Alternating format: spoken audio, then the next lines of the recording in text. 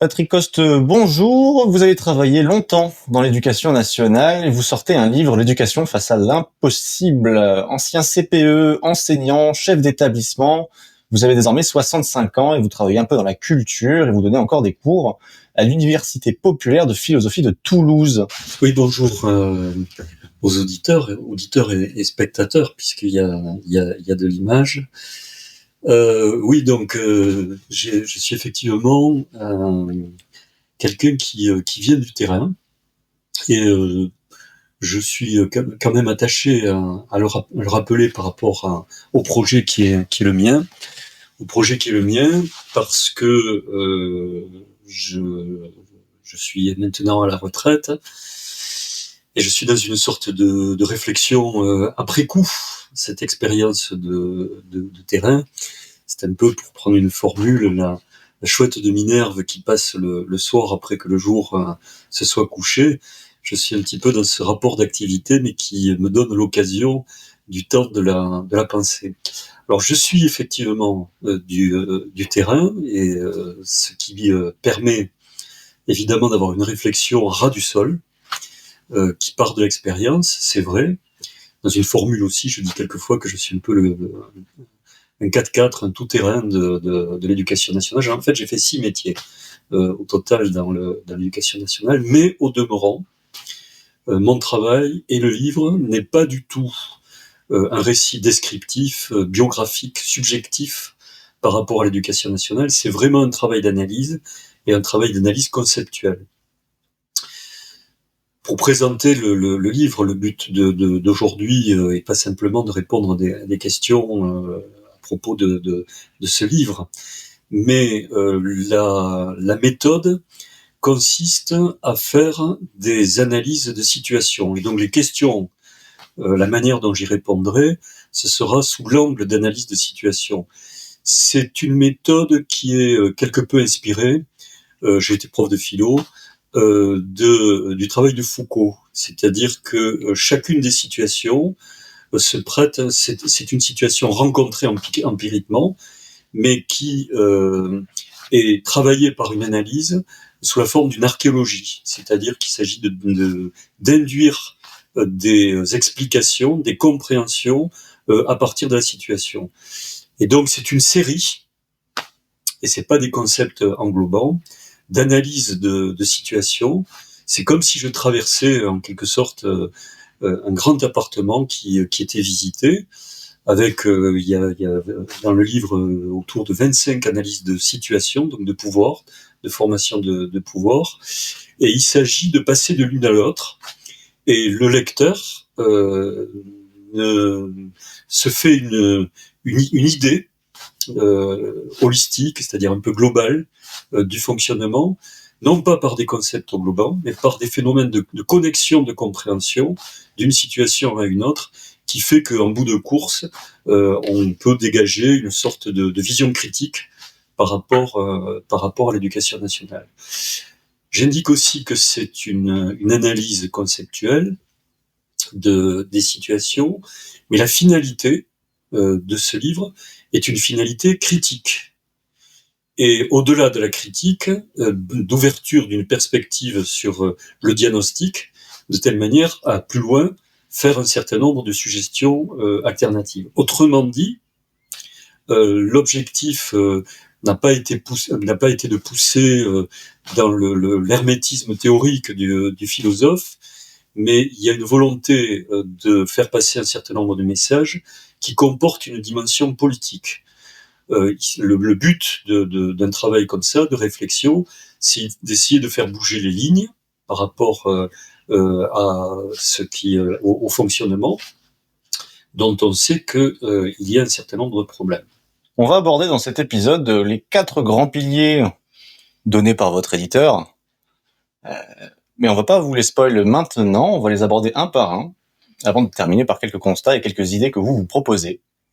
Donc j'aimerais voir avec vous, pour commencer par le premier point, l'analyse des pouvoirs de l'institution. Quel pouvoir l'éducation nationale a encore sur nos enfants pour pouvoir les éduquer? Quels moyens ils ont encore à disposition? Pour les gens qui nous suivent sur Fréquence Populaire et qui le savent, je travaille en collège, donc j'ai aussi pas mal d'expérience de ce côté-là, à pouvoir soit apporter, soit mettre en contradiction, soit pour valider vos propos, même si je n'ai évidemment pas votre expérience de toute une vie. Quelle chance.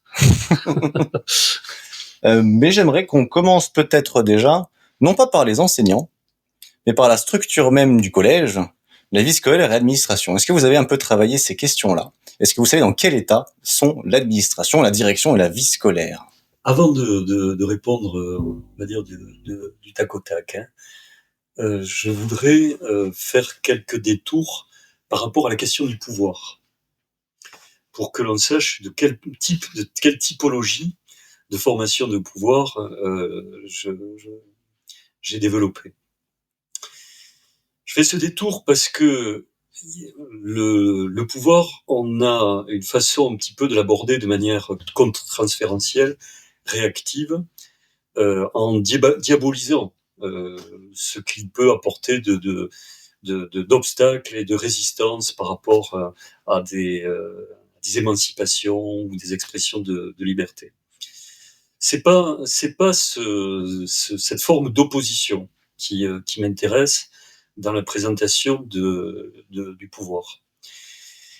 J'ai 2 ou 3 choses à dire là en préalable par rapport à cette question de l'analyse des pouvoirs. La formation des pouvoirs, c'est un agencement multipolaire, c'est-à-dire un système il tient, sans doute par sa chaîne hiérarchique, par des rapports de domination du pouvoir, mais il tient aussi par des formations de pouvoir qui sont liées à des servitudes volontaires, qui sont en interne par les acteurs des reproductions des formes de domination.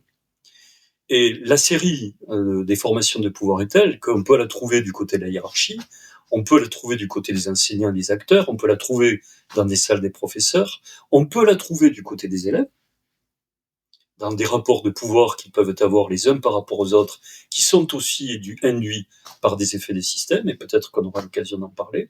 On peut le trouver dans les rapports de parents, dans la façon dont ils interviennent dans les instances de l'établissement, ou dont ils se positionnent par rapport au service public. Donc les formations de pouvoir, il faut entendre que c'est un agencement multipolaire.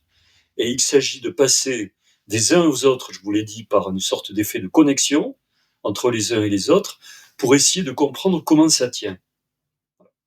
Et c'est parce qu'on fait une traversée démystificatrice de ces agencements qu'on peut sortir des discours convenus, des discours de reproduction interne du pouvoir, de telle manière à ouvrir la perspective. Ensuite, ce qui est important quand on traite de la question des pouvoirs, c'est encore très foucaldien ça, et on pourrait se référer à un texte qui s'appelle L'ordre du discours, qui était d'ailleurs son texte d'entrée, d'inauguration, d'introduction au collège de France. Chaque position de pouvoir comporte des reproductions internes. Comme s'il y avait des sortes de territorialité, de territoire du pouvoir à chacune des strates de ces agencements qui se reproduisent. Et ce qui peut se passer dans les effets de pouvoir par rapport au réel, c'est un effet de déphasage. C'est-à-dire que les formations de pouvoir se reproduisent, et le réel est pris dans des devenirs. Et il peut y avoir des décalages et des écarts qui soient tels que les formations de pouvoir produisent des effets d'absurdité, d'injonction paradoxale par rapport aux travailleurs, par rapport aux élèves. Et donc, il faut, d'une certaine façon, déconstruire et démêler ces formes de reproduction de telle manière à se retrouver presque dans une sorte d'étonnement devant le réel qui permet de réouvrir le diagnostic. Bon, alors, vous me posez une question plus particulièrement sur le collège. Alors, on va essayer de faire un peu un point de l'état des lieux. Il se peut qu'il y ait des personnes qui ne soient pas du sérail, qui ne soient pas de l'éducation nationale. Donc, il faut aussi penser en termes d'explication, de donner un certain nombre de repères à des gens qui seraient extérieurs. Pardon pour les gens qui sont de la grande maison, s'ils ont l'impression d'entendre du trop su par rapport à ce que je vais dire, mais on le doit à ceux qui ne sont pas de la maison. Alors, quand il est question du collège, un des signifiants forts qu'on a sur le collège en France, c'est ce que l'on appelle le collège unique.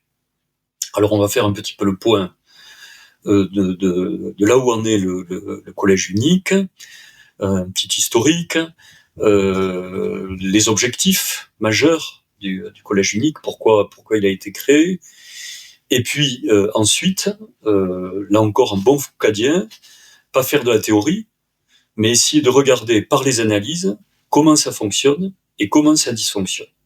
Comment le moteur tourne ou comment le moteur ne tourne pas par rapport à ce fonctionnement-là. C'est un petit peu, si vous voulez, le style sur lequel je me suis engagé par rapport à ce que je veux vous présenter. Alors d'abord, le collège unique, un bref historique. Avant les années 75, il y avait une sorte de discrimination par les structures d'établissement, avec le petit collège, le grand collège qui était susceptible de préparer au lycée. Et donc, on a supprimé finalement ces marches d'escalier qui étaient prédéterminées, en quelque sorte, par rapport à des catégories d'élèves. Et donc, on a créé ce que l'on appelle le collège unique. Alors, il a évolué avec une certaine durée pour arriver à sa maturité, mais pour en donner une idée nette de son fonctionnement d'aujourd'hui, on va être de là pour le coup on va commencer par partir du descriptif. On est en classe de 6e. Il y a presque 90 élèves, parce qu'on est autour de 28-29 élèves par classe en collège, donc on va partir sur une base de 3 classes. Et ces 3 classes, on va pas du tout distinguer le niveau des élèves, on va pas du tout distinguer les origines sociales des élèves, et dans chacune des classes, on va les inscrire avec une définition d'assumer l'hétérogénéité dans chacune des classes. Le but d'avoir créé cette condition des classes hétérogènes mélangées, c'est au départ, tout au moins, de supposer que ceux qui seraient en situation plus difficile sur le plan scolaire, de par l'offre identique qui est donnée à chacun, est susceptible de tirer vers le haut. Et dans les idées aussi de création du collège unique, on suppose que, et ça a été vraiment une hypothèse sérieuse, que les bons élèves étaient susceptibles de tirer vers le haut ceux qui étaient les plus faibles. Ensuite, le collège unique avait, dès le démarrage, dès sa création, la lucidité, la compréhension qu'il y en a qui réussissaient mieux et d'autres qui réussissaient moins bien. Donc, pour essayer de rééquilibrer les différences internes de l'hétérogénéité, on a créé des scénographies de différenciation multiples et variées, et en particulier, on a créé à la marge de la classe, et à la marge de ce bloc commun, en quelque sorte, où on mélange les élèves, une marge de 10%, dès l'origine, qui était susceptible d'opérer en quelque sorte une discrimination positive en donnant plus à ceux qui avaient moins. Ça, c'était la définition de la rampe de lancement. Alors, maintenant que, si vous voulez, j'ai planté... Alors, une des finalités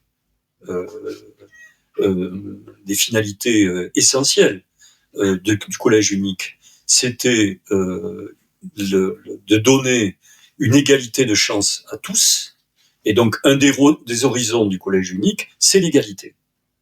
Et cette égalité, elle a été postulée sur d'ailleurs des formations théoriques qui étaient différentes à droite et à gauche. Nous avons un charmant chat dans la pièce, il va s'inviter dans le collège unique. J'ai fait la sortie. Vous allez voir. Donc, si vous voulez une finalité, c'est celle de l'égalité, avec un discours de droite et un discours de gauche qui ne sont pas les mêmes, mais qui tous les deux ont contribué, on va dire avec la même volonté politique, pour la mise en place du collège unique. Donc, si aujourd'hui on reproche à la gauche le collège unique, c'est pas du tout une invention de la gauche. La droite a aussi largement contribué et participé à la mise en place du collège unique. Je reviendrai peut-être sur ces différences de ces discours politiques, parce que ça a des effets y compris politiques, sur les représentations que l'on peut avoir de l'égalité, qui sont pas du tout les mêmes à gauche et à droite par rapport au fonctionnement du collège unique.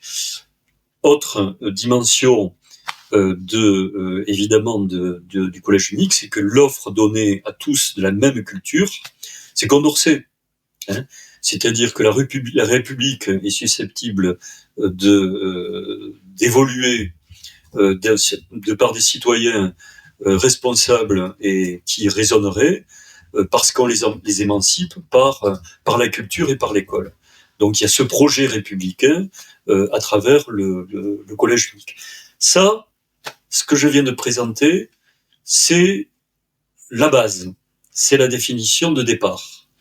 La question qui me reste maintenant à développer, c'est est-ce que ce collège unique, quel en est le résultat après 50 ans de fonctionnement, comment ça s'est développé pendant ces 50 années, et puis aussi, qu'est-ce qui dysfonctionne de ce collège unique, pour quelles raisons, et quels sont les effets induits de ces dysfonctionnements.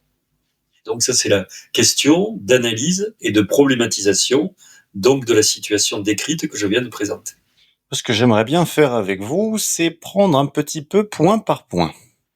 On va prendre peut-être 20-30 minutes sur ces 3 grands points que j'aimerais aborder avec vous. Sur les évolutions familiales, de comment les familles au sein même de la société ont évolué. C'est évidemment en lien avec le capitalisme et la consommation. J'aimerais bien vous entendre là-dessus, la consommation par rapport à l'école. Je ne sais pas si c'est un sujet que vous avez traité, Oui. mais ça peut être, je pense, très intéressant à lier. Et terminer avec peut-être le grand point, le numérique. L'entrée du numérique dans l'éducation nationale, qui était censée être la révolution, de permettre aux enfants de pouvoir apprendre de manière quasiment sans professeur. C'est ce que nous, on nous avait annoncé quand j'étais au collège et au lycée. Maintenant, j'ai quelques années de plus et je travaille en collège. C'est une catastrophe pour le numérique, mais on va reprendre un petit peu. Partir des familles.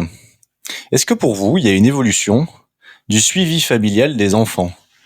Et comment on en est arrivé là? Alors, je veux pas contrarier les questions que vous me posez, que je vais évidemment assumer. Là, vous venez de m'en poser plusieurs. Il y a la question de la subjectivité de l'apprenant et du capitalisme. Et vous me demandez est-ce qu'il y a un lien. Donc, je le développerai bien volontiers. Vous pouvez compter sur moi. Vous m'avez posé une question sur les comportements des familles, des parents par rapport à l'école. La troisième question sur le numérique. Donc on va se les garder. En demeurant, j'ai annoncé que j'allais faire une analyse des dysfonctionnements du collège. Et donc si je veux tenir le fil de mon propos, il faut que je présente ce dysfonctionnement. Et n'hésitez pas à me contredire si mon interprétation ne vous convenait pas. Différenciation, je l'ai dit, je vais présenter dans le propos, finalité d'égalité et émancipation par la culture donnée à tous. On pose quelques grandes catégories pour avoir le décor en tête, en quelque sorte. Alors, comment on fait? Eh bien, là, on va être descriptif, pour essayer de raccrocher des personnes, justement, qui ne sont pas de la grande maison.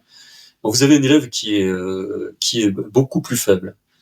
Donc, d'ores et déjà, je peux vous dire qu'à la sortie du CM2, vous avez 25% au moins des élèves qui ne sont pas dans les acquisitions de la lecture suffisante et de l'écriture pour atteindre le niveau de la 6e.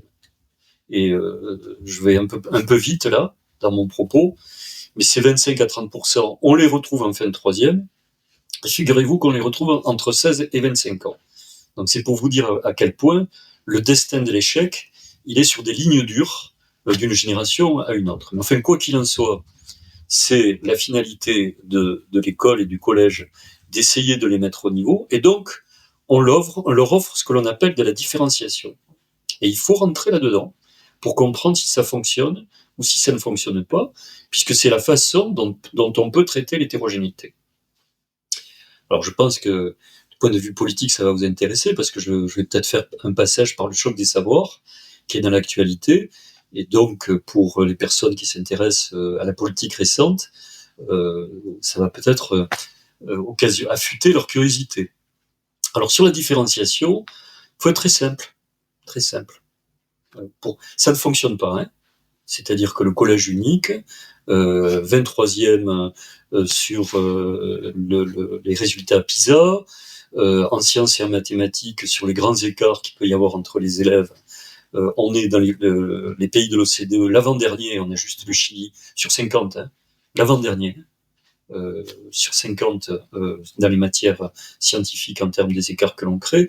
Je donne pas davantage de chiffres, j'en ai une brouette d'indicateurs de résultats. On va s'en tenir à 23e chez PISA et 49e sur l'OCDE, sur les écarts dans les matières scientifiques. Je pense que c'est suffisant. Donc, ça ne fonctionne pas. On va pas tergiverser, on va pas faire du blabla. Le résultat, c'est celui-là. Alors, qu'est-ce qui ne fonctionne pas? Et là, il faut être très simple.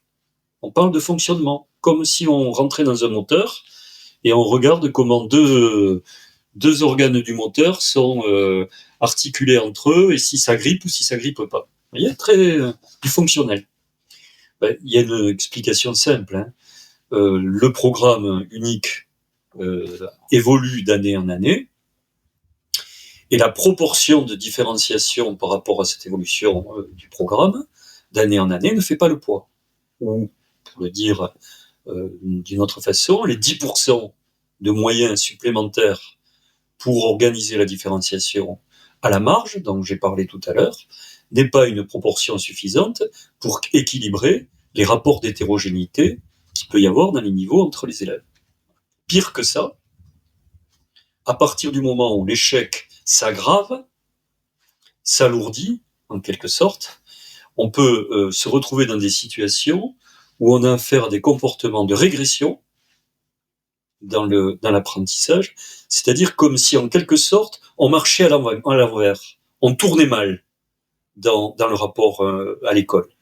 Donc là où on voulait mettre, en quelque sorte, du commun par l'égalité, par la différenciation, on se retrouve dans une situation qui crée comme une sorte de strabisme divergent, hein, de par les lignes qui sont en train de se développer, les écarts qui se creusent, et la France développe les plus grands écarts de résultats entre les élèves. Voilà.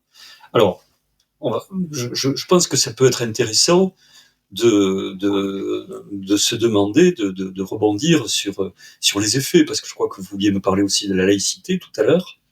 Et quand vous avez une école qui crée des écarts, ces écarts, ensuite, on les retrouve dans la société.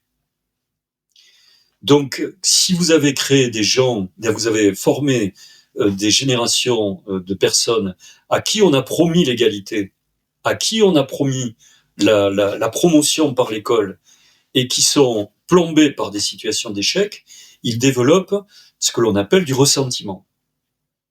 Et il faut bien se dire, si vous voulez, que dans les formations politiques, je pourrais même faire un pas du côté du populisme, qui sont des formations politiques de ressentiment, qui forment des collectifs, des cristallisations de ressentiment, qui sont des remakes, en quelque sorte, des répliques tardives d'un certain nombre de positionnements, de régression et d'impossibilités qui se sont vécus au sein de l'école. Je signale que sur les électorats d'extrême droite, ou de Monsieur Trump aux États-Unis, c'est tout à fait marqué par rapport à des parcours scolaires qui ont été en difficulté du point de vue de la réussite et de l'échec. Donc il y a des effets induits que l'on peut lire dans la société par rapport à une école qui n'est pas capable de faire du commun, donc de la République. Hein, parce que creuser l'inégalité, ça a évidemment des effets considérables. Bon. Alors, différenciation par ces fameux 10% qui ne fonctionnent pas. Le rééquilibrage entre la progression sur le plan des référentiels de programme et les 10% en question ne permettent pas d'équilibrer. Alors, il y a, sur les 50 ans du collège unique, ça permet de parler du système aussi, vous avez un ministre en moyenne tous les 700 jours. Ça veut dire que on est dans le court-termisme de la politique à chaque fois qu'un ministre se renouvelle. Tout ça, c'est vraiment du pilotage de notre société. L'accélération du réformisme, il est lié au bougisme des remplacements des ministres des uns par rapport aux autres. Donc il y a des tas de questions évidemment qui sont soulevées par ces phénomènes d'accélération. Je reste dans mon sujet. Réformisme accéléré par les ministres, ça veut dire que depuis 50 ans, vous devez avoir eu une vingtaine de réformes qui a repensé, dans la même marmite des 10%, les questions de la différenciation. Et chaque fois que vous avez un renouvellement de réformes, vous avez l'impression que ça y est, c'est le sirotifon qui va sauver l'école.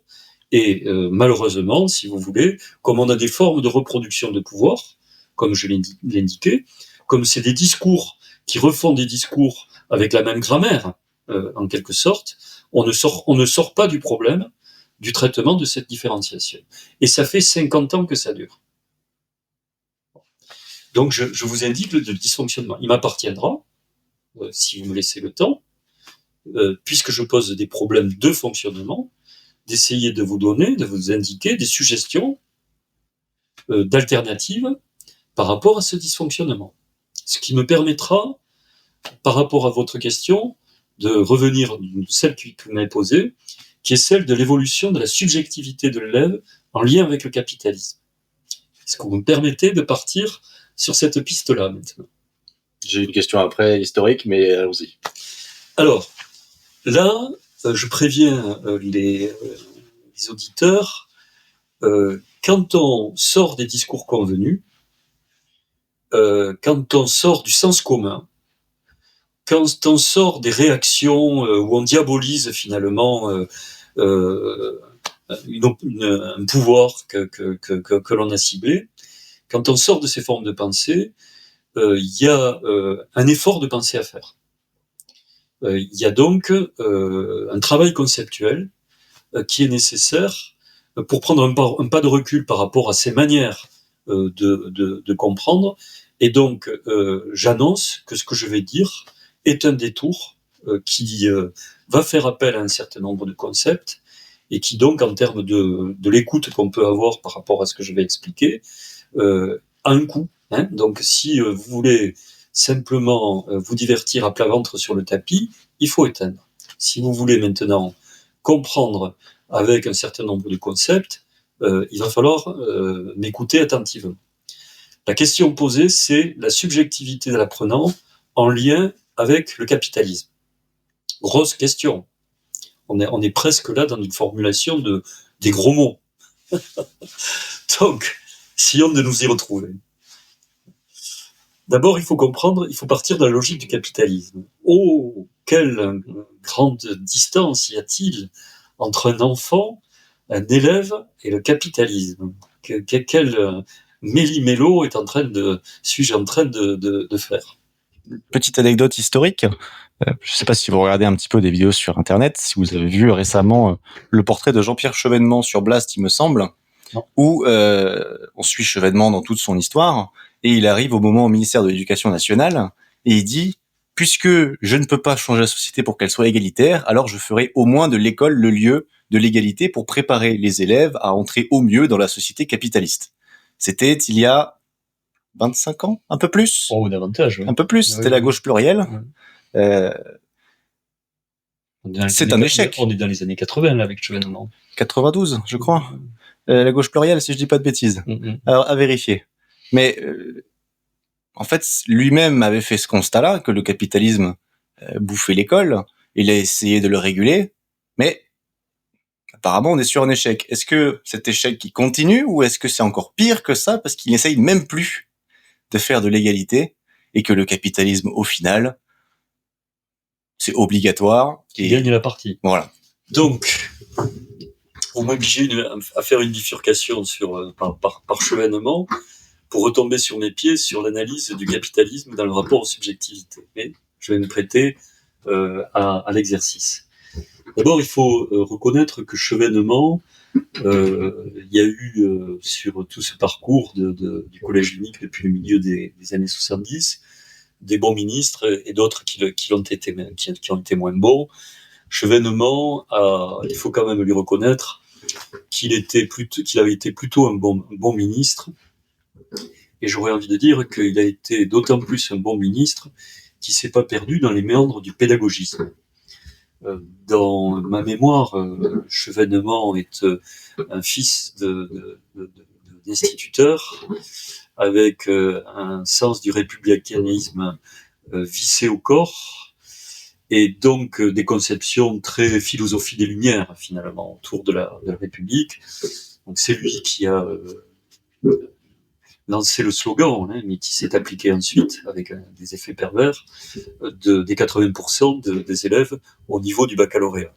Quand on sait que dans les générations précédentes, ne serait-ce qu'une trentaine d'années avant, il y en avait 30%, passer d'un delta de 30% à 80%, c'était effectivement un objectif républicain d'égalité qui était porté très haut par la personne de Jean-Pierre Chevènement. Bon. Donc, juste pour aussi faire de l'histoire, pour le coup, parce que vous m'avez ramené à ce passé-là, une grande partie des bacheliers, en fait, l'ont été par le bac professionnel. Les élèves, jusque-là, allaient en BEP, en CAP, donc il y avait des formations courtes. Et là, on a allongé les formations de lycée professionnel. C'était aussi une conception où il fallait donner un rapport d'égalité entre les intelligences techniques et les intelligences abstraites. J'aime pas trop parler d'intelligence, mais c'est pour me faire comprendre. Parce que tout n'est que des constructions, en fait. L'intelligence naturelle, l'intelligence définie par une sorte d'essence de l'intelligence, ça n'existe pas. Tout n'est que construction. Enfin, ça, c'est une parenthèse. Donc, tel a été l'office de Jean-Pierre Chevènement. Et donc, il y a un geste politique, indéniablement. Et dans ce geste politique, il y a des progrès. Et il faut quand même les reconnaître. Le postulat de l'égalité contre la société de classe complètement segmentée, c'est une profession de foi.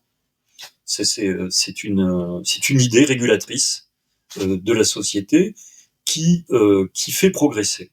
Ensuite, il faudra examiner comment cette idée, qui a été un progrès à un moment donné, est susceptible de développer des effets pervers. Et voilà pour l'étape Chevènement. Ensuite, ce que vous avez dit, y compris dans votre propre question, je la pousse un petit peu, mais c'est le capitalisme qui a gagné la partie. Alors je vais donc retomber sur mes pieds par rapport à la relation que j'établis entre la subjectivité des apprenants et le capitalisme, pour démontrer que ces grandes catégories républicaines ne sont pas à la hauteur des effets pervers induits par la logique capitaliste. Voilà. Que ces grands idéaux-là, progressistes, ne suffisent pas à endiguer le problème. On y va. Alors, il faut partir par une analyse du capitalisme, et avec un peu d'ironie, je vous disais, mais comment se fait-il que vous établissiez des rapports entre l'économie et la subjectivité des apprenants? Déjà, pour l'admettre, ça, il faut avoir une conception de l'histoire que tout le monde n'a pas, et en particulier que l'on n'a pas à droite. Oui, ça va permettre de mettre vraiment de planter des définitions là. Bon. La définition, si vous voulez, de l'enfance, il y en a une qui consiste à dire l'enfant, dans sa définition étymologique, c'est l'être qui ne parle pas encore. Ça plante une sorte de catégorie un peu digne du dictionnaire, qui permettrait, si vous voulez, de catégoriser ce qu'est un enfant. C'est pas ça, un enfant. Un enfant, c'est pas une plage blanche. Un enfant, c'est aussi une histoire. C'est-à-dire qu'il est formé dans un certain nombre d'agencements. Et on y reviendra peut-être, mais il y a des agencements familiaux d'une époque qui sont des agencements familiaux qui ne sont pas les mêmes dans une autre époque. Et donc l'enfant se forme et évolue différemment selon les agencements. Ça signifie qu'il y a une plasticité de la façon dont un enfant se forme d'une époque par rapport à une autre. Donc, il y a une histoire de l'enfance. D'ailleurs, il y a des historiens qui ont fait des histoires des représentations de l'enfance, et on se rend compte que d'une époque à une autre, les représentations de l'enfance et les positionnements de l'enfant ne sont pas du tout les mêmes d'une époque à une autre. Donc les agencements ne sont pas les mêmes. Alors, ça voudrait dire, par conséquent, qu'il peut y avoir un agencement entre une logique économique, entre des rapports de consommation et des formations de la subjectivité de l'enfant. C'est ce que je vais expliquer. Alors, là, il faut donc accepter que je fasse un peu d'économie. Et je vais vous faire une présentation de l'économie, de ce que beaucoup trop aujourd'hui considèrent comme une vieille barbe dépassée. C'est une conception qui me vient de Marx, dont j'espère que vous vous souvenez que c'est un grand barbu. Alors, la logique de Marx est la suivante par rapport à l'analyse du capital, et je pense que ça tient toujours.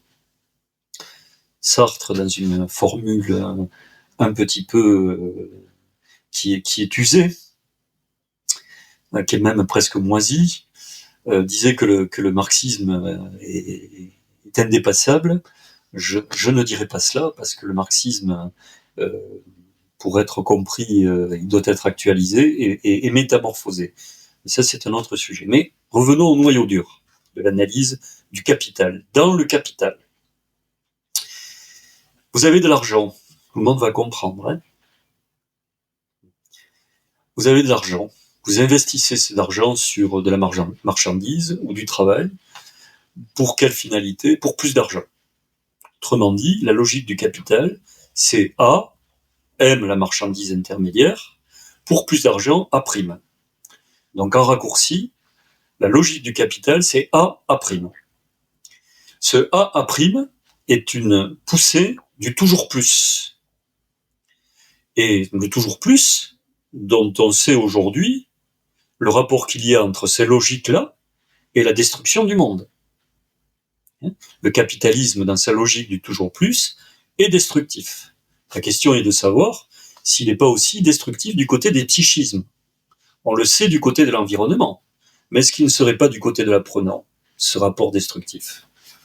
Alors, voyons voir un peu comment ça marche.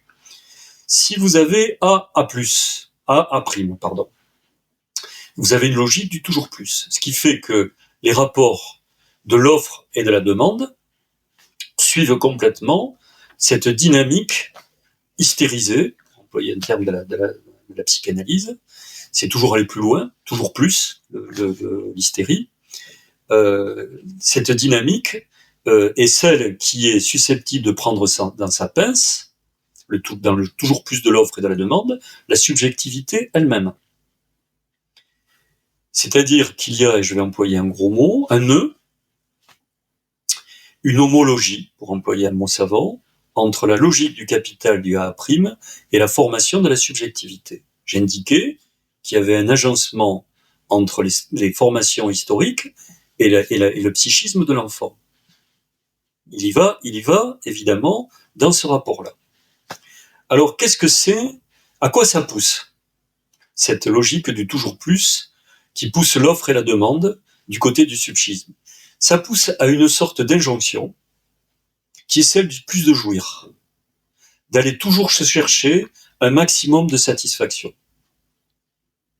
Et donc, on a affaire à des adultes qui suivent la ligne de désir du plus de jouir, et ce sont aussi des parents qui deviennent des intercesseurs de cette logique du capital pour des enfants qui eux-mêmes sont animés par cette logique du plus de jouir.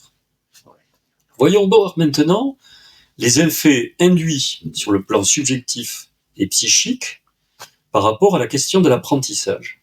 Est-ce que cette logique du plus de jouir, a un effet destructeur sur la structure même de ce que c'est que l'apprenant? Je vous avais prévenu que je développerai des concepts et des explications quelque peu difficiles pour parvenir à comprendre ce que devenait l'élève. Bien. Alors, maintenant, il va falloir mettre en vis-à-vis ce que c'est qu'un apprenant, le définir, et le mettre en vis-à-vis avec cette logique du capital pour voir s'il y a compatibilité ou incompatibilité entre ce que c'est qu'apprendre et cette logique du capital. Et donc, on va voir si on a relation paradoxale entre les deux termes, ou si au contraire, il y a une possibilité de développement de l'apprentissage dans la logique du capital. Je crois que c'est une façon de mettre à plat les problèmes, tels que vous m'aviez posé la question. Vous n'attendiez peut-être pas que je creuse aussi profond, mais je m'aventure dans ces analyses. Alors poursuivons.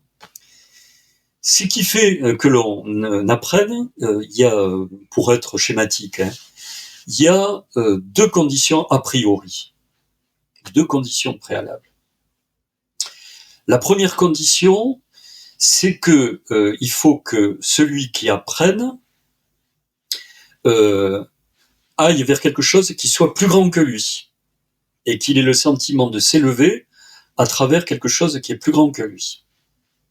La culture est susceptible d'être une sublimation qui est plus grande que soi et qui permet de se dépasser.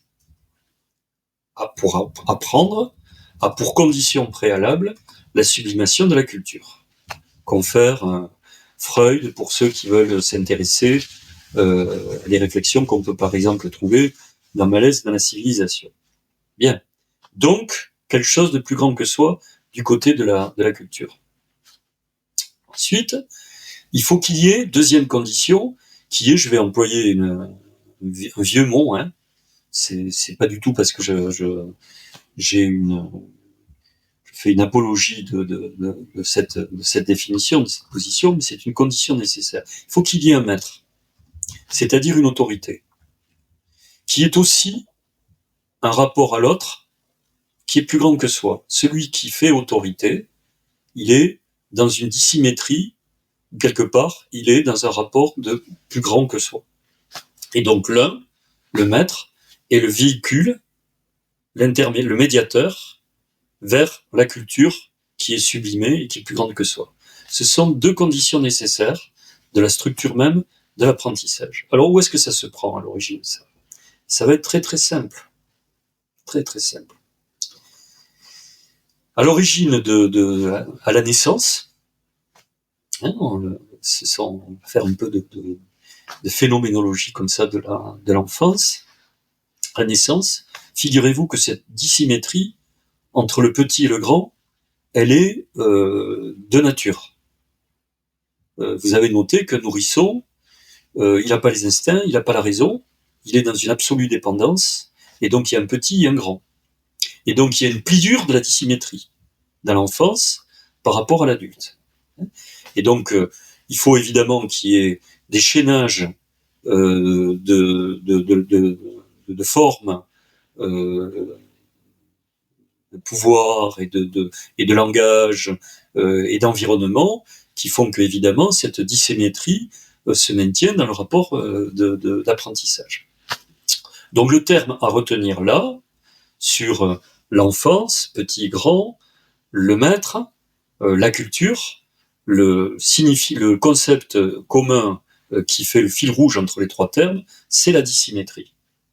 Et il n'y a pas d'apprentissage sans une dissymétrie. Alors, entendons-nous bien, hein, la façon de se positionner dans cette dissymétrie entre le petit et le grand a induit des développements de pédagogie entre les anti-autoritaires et les autoritaires. Je peux évidemment m'expliquer sur la différence entre les deux termes, mais même quand on est dans une position anti-autoritaire, c'est pour servir des dissymétries dans la progression d'un enfant vers sa maturité et son âge adulte. Bien. J'avais prévenu que je mettrais en vis-à-vis la structure de l'apprenant par rapport à la logique du capital, et que j'ai défini comme étant l'injonction à jouir.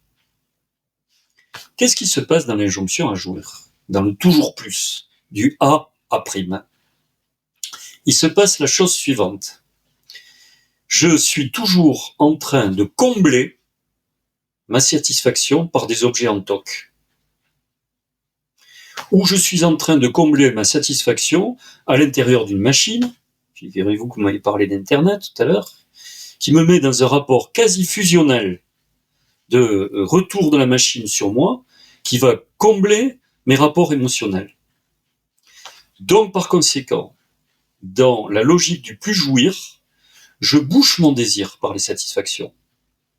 Je forclos, dans les termes de la psychanalyse, mon désir par la poussée à jouir, qui est déterminée par un certain rapport de l'échange économique et donc de la consommation. Alors, maintenant que on a fait état de cette fermeture, de cette forclusion, qu'on voit très bien dans les jeux vidéo, par exemple, ou dans la consommation des réseaux sociaux, qui sont sans autrui, d'une certaine façon. Bon. Mais qu'est-ce qui se passe? Eh bien, précisément, la dimension du grand autre dont on a besoin par rapport à la culture, du maître qui est au-delà de soi et qui fait le véhicule par rapport à la culture, c'est-à-dire que ce dehors est empêché par la logique de la forclusion et du plus qu'à jouir. Et donc, nous en avons affaire à des enfants qui développent des sortes de rapports à la vie où ils sont sans arrêt en train de chercher leur satisfaction avec le moins de frustration possible, et qui sont considérablement égocentrés.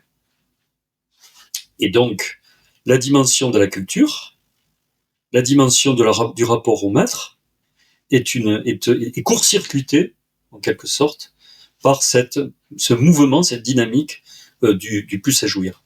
Je signale au passage, c'est une question que vous ne m'avez pas posée, mais c'est l'explication de la crise de l'autorité. Parce que s'il n'y a pas de grand autre, s'il n'y a pas de dehors, et qu'à la place, il est venu s'y substituer le plus à jouir, égocentré, à ce moment-là, il n'y a plus de rapport à l'autorité. Et donc, il y avait effectivement un phénomène de crise de l'autorité.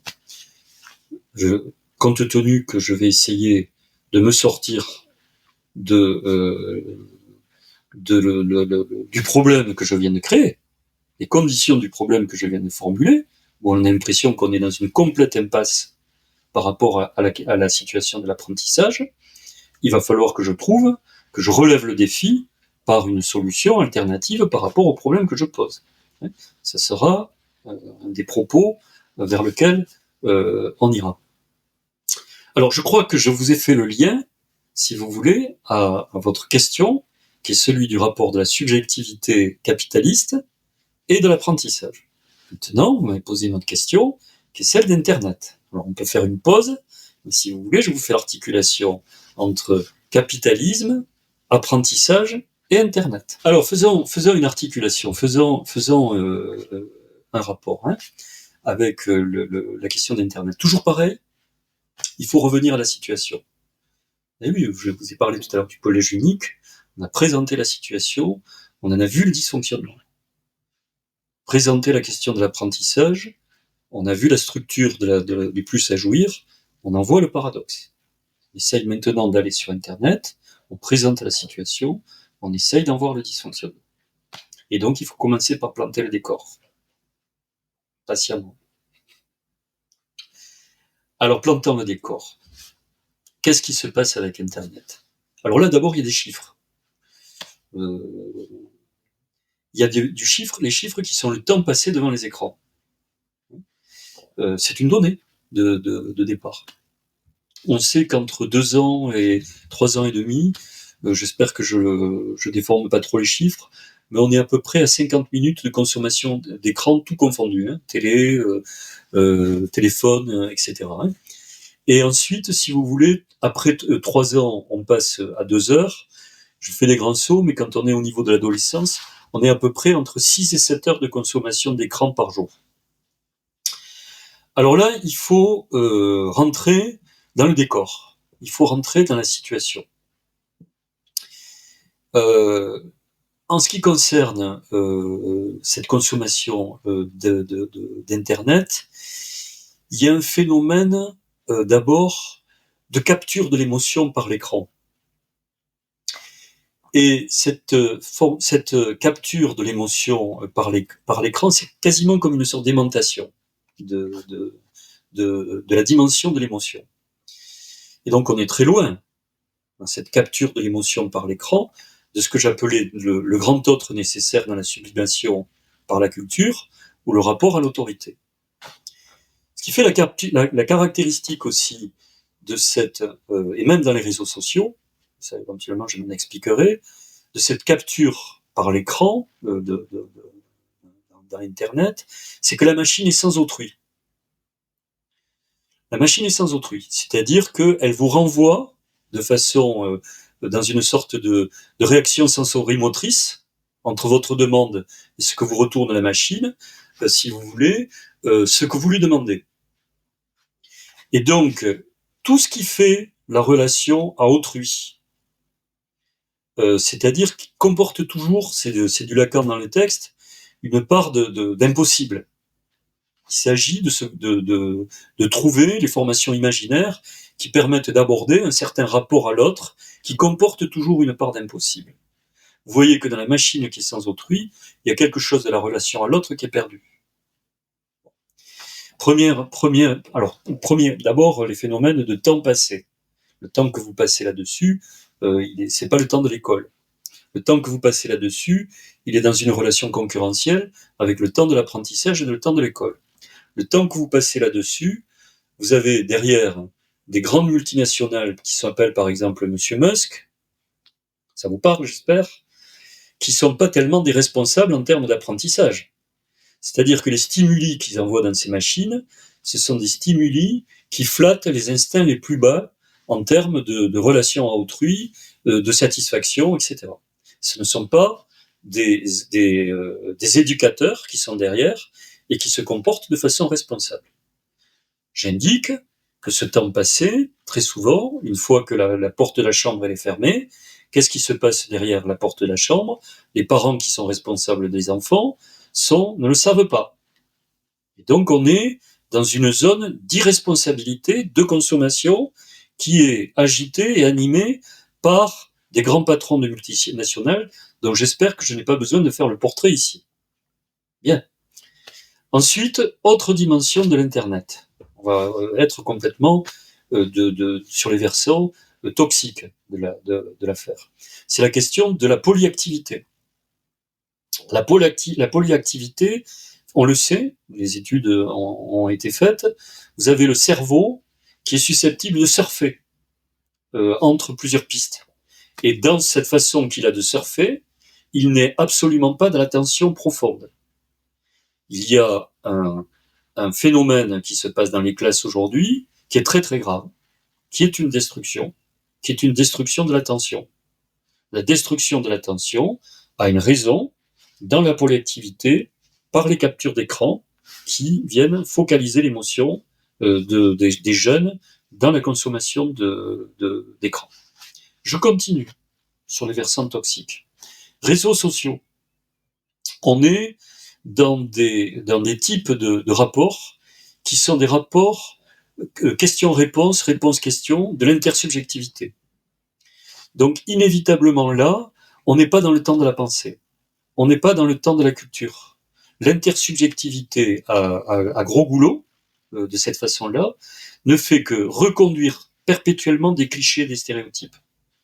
Donc autrement dit, on a des formations d'opinion dans l'intersubjectivité qui deviennent des dictatures de l'opinion. Et ces dictatures de l'opinion deviennent des concurrences par rapport à la recherche de la vérité dans la culture.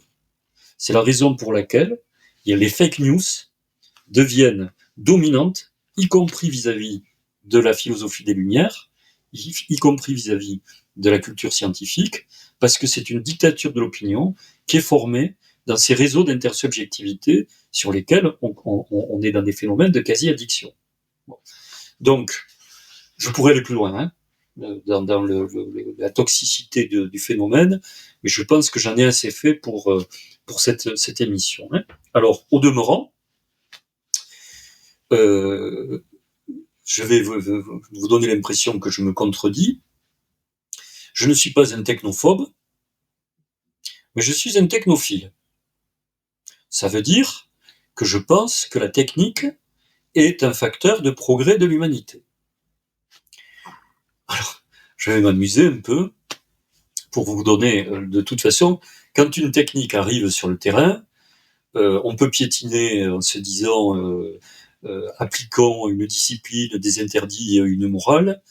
Quand de toute façon la technique elle est là et qu'elle est incontournable, on la contourne pas avec la morale. Ça, c'est encore un autre.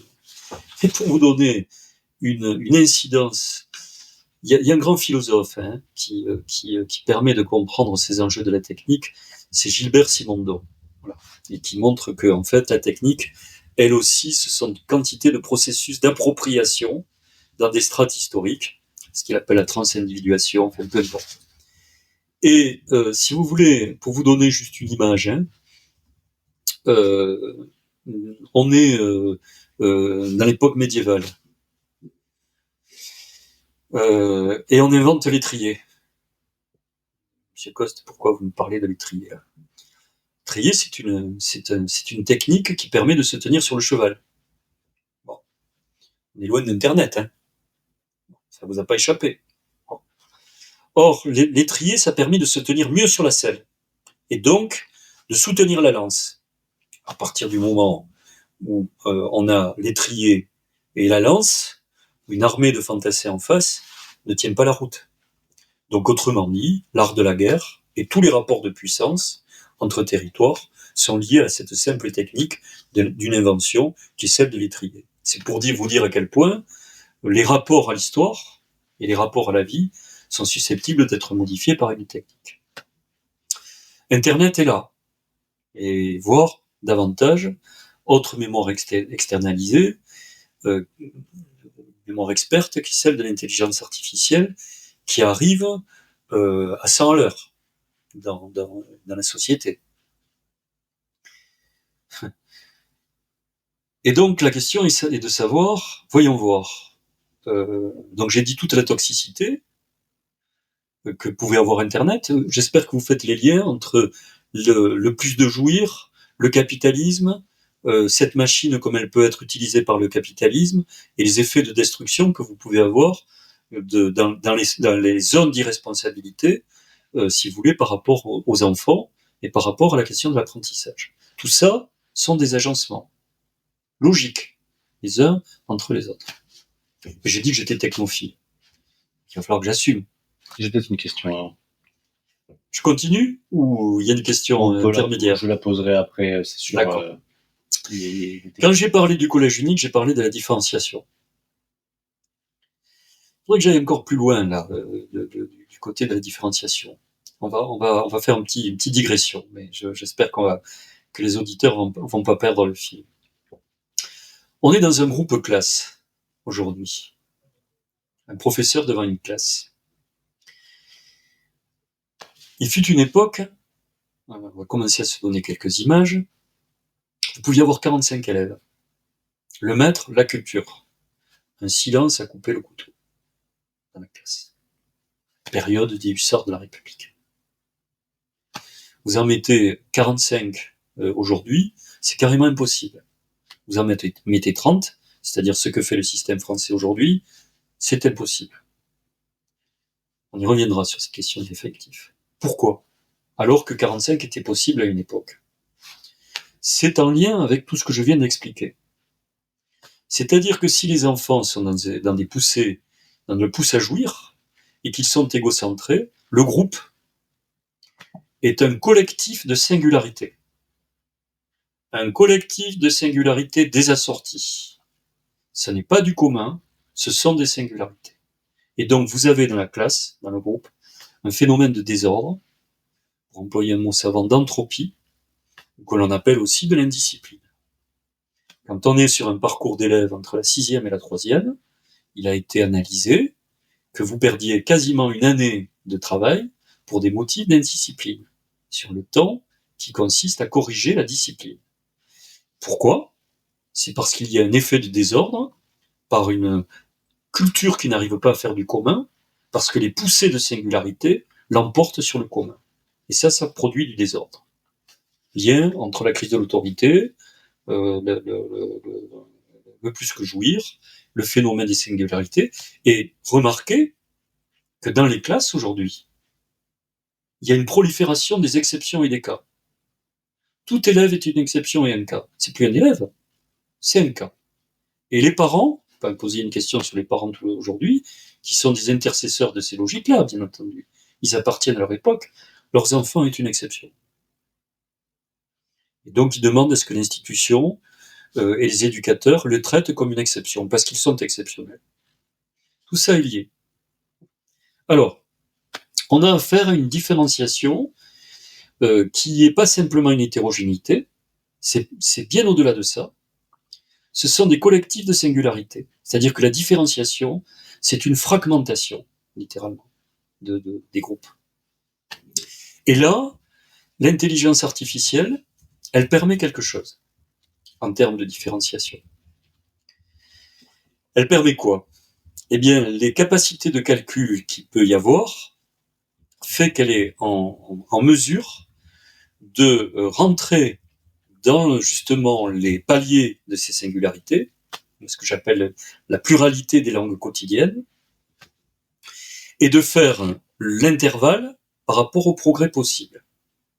C'est-à-dire que les puissances de calcul de l'intervalle entre les singularités et la culture sont d'une puissance de différenciation considérable grâce aux puissances de calcul de l'intelligence artificielle.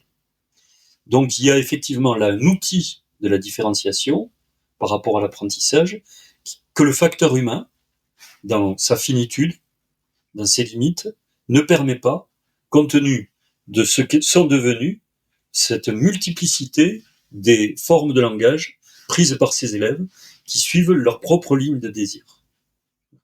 Il y a une puissance qui est donnée par l'intelligence artificielle. Alors maintenant, je vous exprime une réserve par rapport à l'utilisation de l'intelligence artificielle dans l'apprentissage. L'apprentissage, c'est du désir. C'est de l'autre. C'est du corps.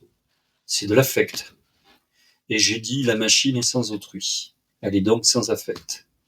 Par conséquent, si on veut faire de la pédagogie avec l'intelligence artificielle, il faut trouver des protocoles qui fassent des agencements entre la position affective et désirante de la relation à un enseignant et l'éducateur et la présence de la machine. Et ces protocoles articulés entre les affects et la machine, dans la scène enseignante, on ne les a pas encore inventés. D'accord ? Voilà. Donc, il se trouve que je vais travailler cet été là-dessus, mais c'est une question qui reste complètement ouverte. Si on suppose que les prothèses vont remplacer l'enseignant, arrêtons, quoi. Hein. Je veux dire, c'est même pas un sujet, quoi. Out. J'ai été un peu rapide, mais là déjà, je crois que j'ai répondu à la question du collège, la question du capitalisme, la question d'Internet. Il me semble qu'il en restait un qui était celle des parents. Je vais vous préviens, je suis inépuisable, hein. On peut y rester 10 heures. Hein. Je plaisante. Alors, c'était une question que vous m'aviez posée. Hein. Absolument. Donc, on y va. Absolument. Bon. Alors, on va prendre le mauvais côté des choses. Hein. Vous avez vu, je prenais le mauvais côté des choses. Puis on fera on sortira par le dimanche, hein, par le jour de fête quand même, hein, par rapport à toutes ces questions-là. Hein. Il vous faut un sabbat de cette histoire-là. Alors vous me posez la question en brûle pour point de ce que sont les parents d'élèves. Oh là là. Il y a de multiples sujets autour de la question des parents d'élèves. De multiples sujets.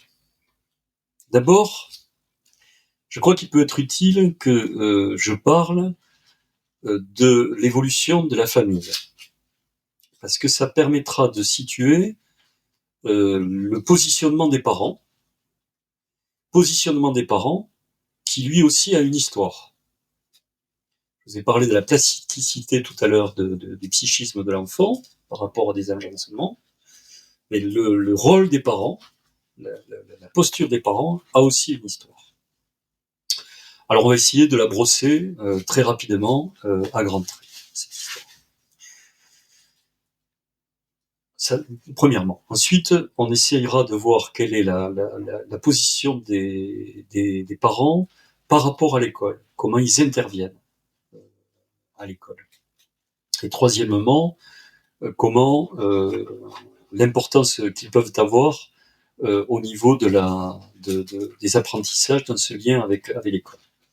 Essayer un petit peu de chapitrer la présentation de la question des parents. Alors tout d'abord, essayons de réfléchir à l'évolution de la famille. Prenons d'abord la période médiévale, ce qui semble paraître très loin, mais ça permet d'indiquer à quel point il y a une évolution de la place des adultes par rapport aux enfants, y compris dans les familles. Les historiens, des médiévistes qui se sont intéressés à la représentation de l'enfance au Moyen-Âge, constatent, en particulier dans la période romane, qu'il n'y a pas de représentation de l'enfance. C'est très curieux. C'est-à-dire la pietà, c'est-à-dire dans le catholicisme, la Vierge porte l'enfant Jésus, et l'enfant Jésus est représenté comme un adulte. Ce qui démontre que dans le regard du sculpteur, la représentation de l'enfant n'est pas incarnée. Ce qui en dit long de la place qu'il pouvait avoir, de l'importance dans le regard qu'il pouvait avoir par rapport aux adultes.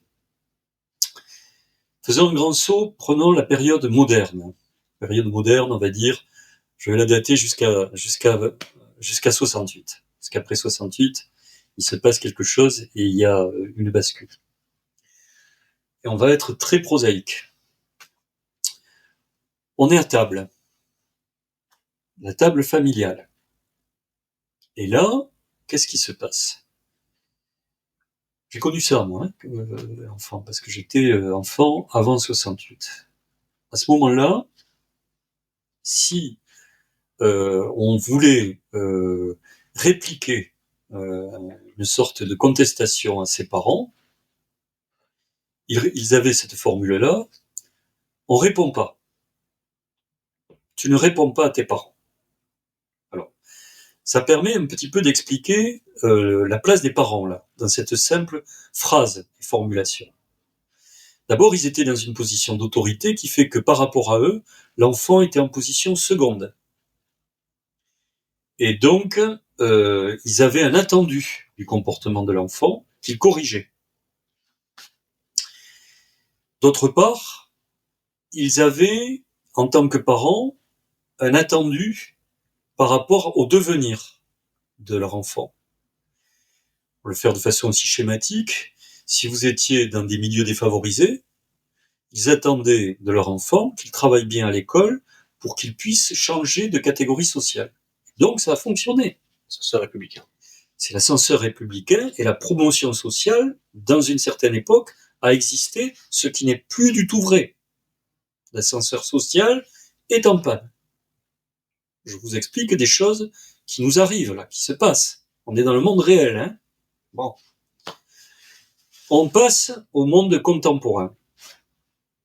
Après, alors, vous avez bien compris que si vous êtes à table, tu ne réponds pas, et j'attends que toi, si tu es petit bourgeois, tu te maintiennes comme étant petit bourgeois. Si tu es d'un milieu défavorisé, tu progresses, mais il y a un attendu par rapport à l'avenir. Il y a donc un grand autre. Il y a une demande qui est portée par le désir des parents. On retrouve une des conditions nécessaires de l'apprentissage, par un dehors, par une sublimation, par une attente dans le désir. Qu'est-ce qui se passe dans la famille contemporaine? Dans la famille contemporaine, si vous voulez, on revient à la notion de plus de jouir, puisque on l'a inscrite dans notre émission. À ce moment-là, on a une famille, figurez-vous qu'il y en a encore qui se marient, quelques-uns. Et quand ils se marient, ça a perdu de la solidité. Pourquoi? Parce que chacun suit sa ligne de désir. Et que donc, les discours, ce que j'appelle des transcendantaux, les grands récits, sacralisés dans le mariage, où on se jurait la fidélité, tu parles, éternellement, hein, qui est un grand récit transcendantal, a pris l'eau de toutes parts, y compris dans la dimension de la sexualité. C'est quand même un sujet. Bon. Et chacun suit sa ligne de désir. Ce qui fait que il y a une sorte d'éclatement de la famille. C'est ce que, dans le langage courant, on appelle la famille décomposée, un mariage sur deux, bon, etc. Et donc ce qui se passe, c'est que l'enfant, lui, il incarne la possibilité par rapport à cette communauté éclatée de représenter la durée. Et donc il va y avoir une implication des parents qui suivent la ligne d'un désir pour faire communauté, d'entourer de leurs soins l'enfant qui devient en quelque sorte le point de convergence de la communauté. C'est lui qui permet que ça dure. Alors il y a quantité de comportements là qui se jouent autour de ça. On va pas en finir de faire des intercesseurs de plus jouir, parce que la grande question pour lui, ça va pas être d'attendre qu'il progresse dans la vie, mais ça va être qu'il soit au maximum épanoui. Et donc on va remplir d'autant plus sa satisfaction par rapport à la position qu'il prend dans la famille. On peut comprendre que ça devienne un enfant égocentré. Bien. Donc, ensuite, en termes d'autorité, qu'est-ce qui se passe? Je vous ai dit que à la table familiale, il y avait un attendu. Or, si l'enfant est le point de convergence de la famille, c'est lui qui devient le numéro 1 de la famille. Voilà. Et donc, s'il devient le numéro 1 de la famille, alors moi je parle pas d'enfant roi, hein, je parle d'enfant épanoui, pour le lier justement à cette notion du plus de jouir que j'ai expliqué tout à l'heure. Et donc, par conséquent, comme il est, si vous voulez, le numéro 1, l'autorité s'est complètement renversée à partir du moment où l'enfant est dans la première place par rapport à la façon dont la communauté se rassemble autour de lui. L'autorité numéro 1, l'enfant numéro 2. L'enfant numéro 1, l'autorité s'est déplacée. Donc, j'ai parlé tout à l'heure de la condition nécessaire de la dissymétrie dans l'apprentissage. Vous voyez qu'au sein de la famille, il y a un déplacement des places qui contribue à la destruction de la dissymétrie.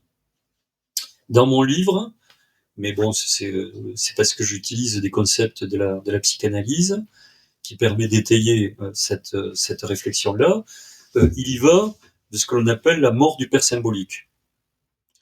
La mort du père symbolique, dans la psychanalyse, il ne faut pas en faire une théorie du genre, hein, du patriarcat, etc. C'est une position logique de la division de l'interdit par rapport à l'interdit de l'inceste. Je vais un peu vite, hein, mais voilà. Donc, il y a quelque chose qui a à voir avec la mort symbolique du père, et on voit dans cette évolution de la famille un déplacement des positions parentales par rapport à l'enfant. Évidemment, c'est cohérent avec ce que je disais tout à l'heure, sur le groupe des enfants égocentrés qui deviennent des exceptions parce qu'ils sont tous des enfants épanouis.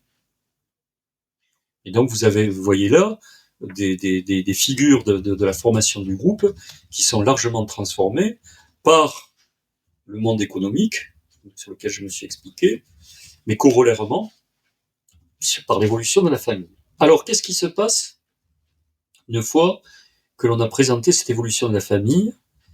C'était votre attendu dans la question du rapport de l'école, des parents à l'école. Je vais expliquer deux comportements. On va revenir à des situations de terrain. Premier comportement, vous avez des articles là, qui sortent de partout,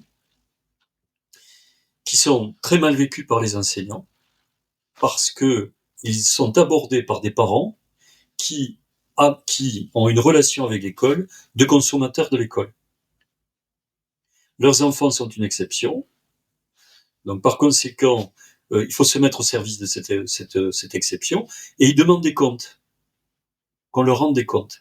C'est un phénomène particulièrement pénible et difficile sur le premier degré. Alors, ça se détend quelque peu dans le collège, ça se détend encore davantage dans le lycée, et c'est à peu près inexistant au lycée professionnel, cette relation de consommateur des parents par rapport à l'école. Mais les enseignants du premier degré vivent un pouvoir des parents, intrusif dans leur travail. Et je vous ai dit que je faisais des analyses de pouvoir, en voilà, épinglé au passage. Et vous voyez, évidemment, tous les déterminateurs communs qui est entre la logique de consommation que l'on peut avoir au service public, et les parents et les enseignants qui vivent mal ces rapports de consommation. Alors, je vais rester dans les faits. Il y a une évolution considérable de la négociation des parents par rapport à l'évaluation portée des enseignants, les notes que reçoivent les élèves dans les classes. Les parents négocient. C'est devenu une négociation. Et les enfants eux-mêmes deviennent négociateurs des évaluations. Vous voyez les rapports de destruction de l'autorité et comment se font les agencements d'une situation à une autre. Et ce que je dis là, sur le parent consommateur, cette année j'ai lu 3 ou 4 articles dans Le Monde de témoignages de parents dans le 18e, dans des écoles du 18e, qui n'en pouvaient plus, d'enseignants qui n'en pouvaient plus de ce rapport-là. Ça, c'est un premier comportement. Je vais vous en indiquer un deuxième, qui là fait référence davantage au fonctionnement institutionnel. Depuis les années 70, beaucoup de fonctionnement de l'établissement se sont articulés avec la participation des parents.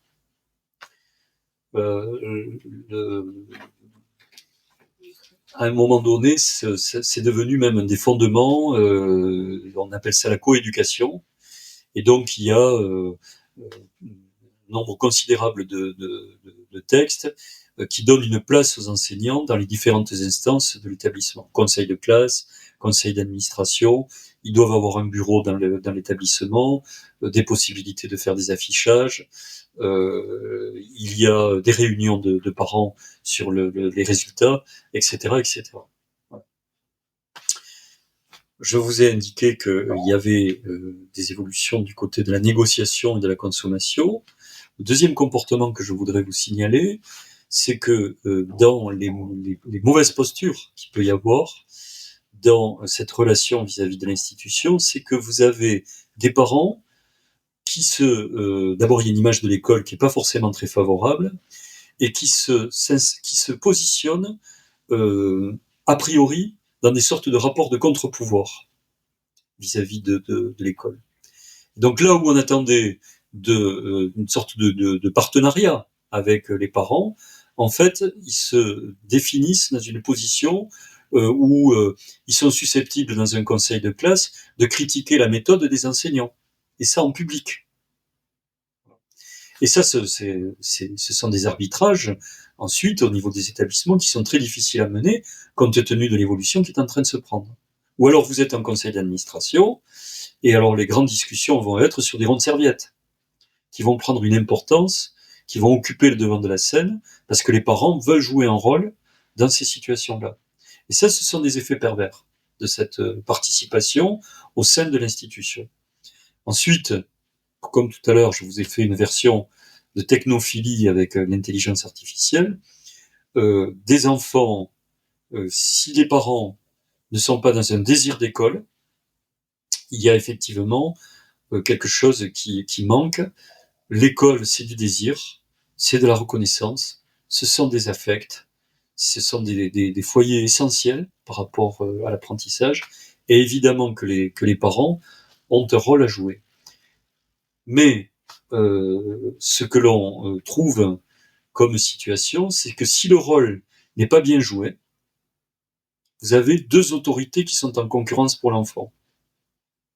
Et donc, par conséquent, vous pouvez vous retrouver sur des questions d'orientation, sur des questions de discipline, sur des questions d'évaluation, dans des injonctions paradoxales.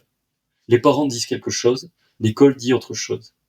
Si vous avez cette contradiction au sein de l'école par rapport à l'autorité, l'enfant ne peut pas évoluer. Il est pris dans le piège de deux autorités paradoxales. Dans des phénomènes plus prononcés, sur le plan psychique, ça rend fou, l'injonction paradoxale. Mais ça se passe, effectivement, par rapport à l'école. Et ça se passe de façon assez prononcée, parce que, et de plus en plus, on pourrait en parler, l'école a une image défavorable, et donc beaucoup de parents ont fait des études, sont à un certain niveau, revendiquent de pouvoir porter un regard, c'est-à-dire ils expliquent aux pilotes de l'avion comment il faut conduire, et aux médecins comment il faut soigner, et aux professeurs comment il doit enseigner. Voilà. Et donc là, à partir de là, quand on se retrouve dans cette situation, on se retrouve inévitablement dans des logiques paradoxales. Voilà. Alors, je vous ai expliqué sur la position des parents des contradictions, des problèmes. Donc maintenant, il appartient à ceux qui écoutent de se situer par rapport à ces problèmes que je pose, parce que je suis là pour faire réfléchir. Avant de passer à quelques idées de réponse ou ce qu'on pourrait faire pour améliorer notre système scolaire et faire en sorte que nous ayons des élèves qui deviennent des citoyens éclairés et pas des consommateurs, j'aimerais on a très peu abordé la question de l'identité chez les jeunes. La nature ayant horreur du vide, on parle de ces individus, de ces élèves qui sont soit le centre de l'attention des parents, ce que vous disiez, pas l'enfant roi, mais un petit peu quand même. Je vais prendre un exemple très concret. Quand moi j'étais au collège, au lycée, et des camarades qui étaient musulmans, qui ne mangeaient pas de porc, mais la viande qui n'était pas halal, ils la mangeaient quand même. Parce que il y avait que ça, et c'est aussi un moyen de s'acclimater, de rentrer en fait dans la société française laïque. Maintenant, moi, mes élèves, dans mon collège, il y a peut-être un quart, quasiment un tiers d'élèves qui se revendiquent musulmans. On a ces chiffres parce que quand ils font le ramadan, on leur donne des autorisations pour ne pas manger à la cantine. Plus aucun de ces élèves ne mange de la viande si elle n'est pas halal, par exemple. Et là où je veux en venir, c'est qu'on voit une montée de l'identitarisme chez les autres élèves religieux, notamment chez les chrétiens. Chez les chrétiens, on remarque, déjà sur les réseaux sociaux, tout autour du voile chrétien, si vous tapez voile sur TikTok, vous tombez notamment sur le voile chrétien. On a des élèves qui commencent à faire le carême en même temps que le ramadan sur exactement à peu près les mêmes conditions, c'est-à-dire de ne pas manger avant une certaine heure.